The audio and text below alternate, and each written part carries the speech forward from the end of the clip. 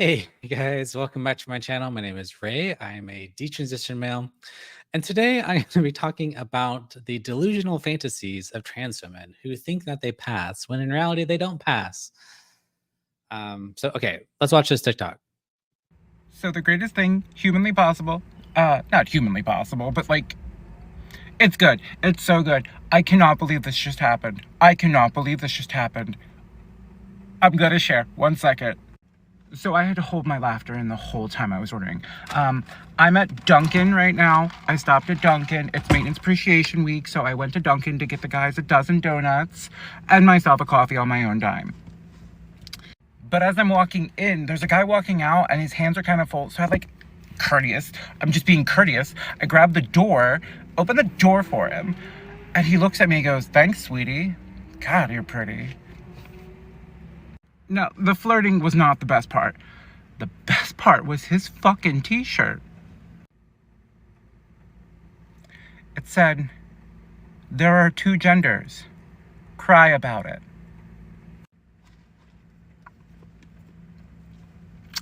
They can always tell though. So yeah, best Monday ever. Best Monday ever. Okay, so this trans woman thinks that she passes and that she owned this guy who had the two gender shirt because he said sweetie or you look gorgeous or whatever, and so she passed in that moment. Now is this evidence that that that she actually passes? And I don't want to use this video as a example to sort of illustrate some of the unique psychological mental gymnastics that are at play when it comes to trans women and the sort of what might be called AGP goggles, which is this idea that your own autogynephilic desire to be a woman interferes with your objective ability to tell that you don't actually pass as a female. And this is often very confusing for trans women because they pass in these sorts of situations like this. But the thing to understand about passing is it's not all or nothing. So, to my mind, this person does not pass. Their voice clearly gives away that they are male. Now, my assumption is that during this interaction, she did not have an elaborate conversation with this person. She may not have even said a word to them. She may not have even used her voice. But if that man had a sustained 10-minute conversation with her up close and personal, I can guarantee you that he would probably not think that she was born female. So we need to distinguish fundamentally between sort of passing as a sort of surface level phenomenon versus truly being deep stealth.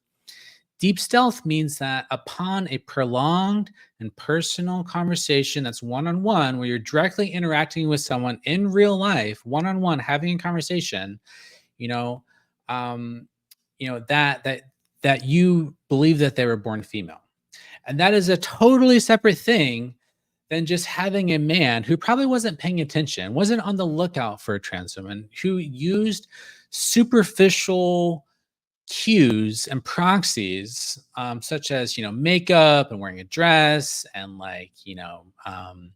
gynecomastia on your chest or whatever. So these are all superficial cues that are used to accentuate these sort of illusion that you're female, because this is essentially a sort of like female impersonation. And the delusion is to think that just because you pass in situations like that, that you pass in general, where passing in general means that no one can tell you're trans based on a prolonged interaction with you, where you're having a prolonged conversation with someone. Because I can guarantee you that that person does not pass um, in these sorts of prolonged conversations. And this is pretty reflective of like my own experience, where a lot of people say like, well, we can always tell, we can, always tell, but we need to make clear what we mean by that claim, we can always tell.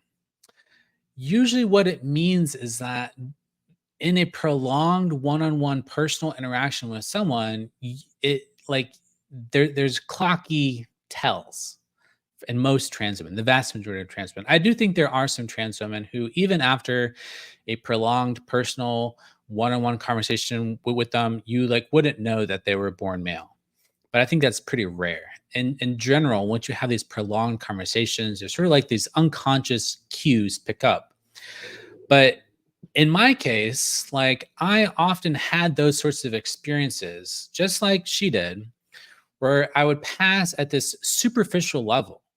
But when I open my mouth and have a prolonged interaction with someone, they could tell that I was trans. So yeah, passing comes in a spectrum. There's degrees of passing. It's one thing to pass when you're 50 yards away. It's another thing to pass when you're up close and personal.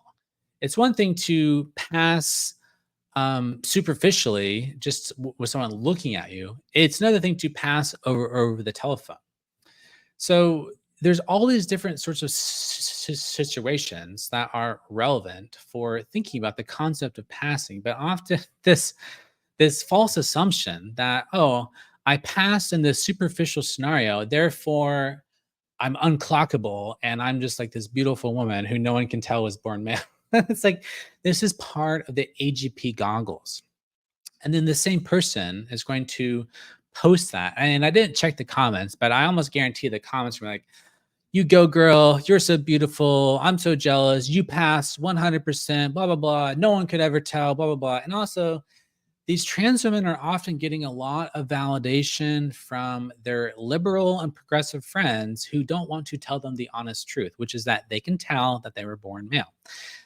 You know, there's a lot of hug boxing in the liberal and progressive communities around trans women because no one wants to hurt their precious feelings because, they'll get like a reaction and, get butt hurt over or basically because they're insecure and they get dysphoric and blah, blah, blah. But this is all a result of the sort of autogynephilic desire to embody womanhood. And that sort of autogynephilic desire, insofar as it's a psychological process of inversion, somehow in that inversion process, there's this distortion such that you are often unable to have an accurate, objective perspective in regards to your passability.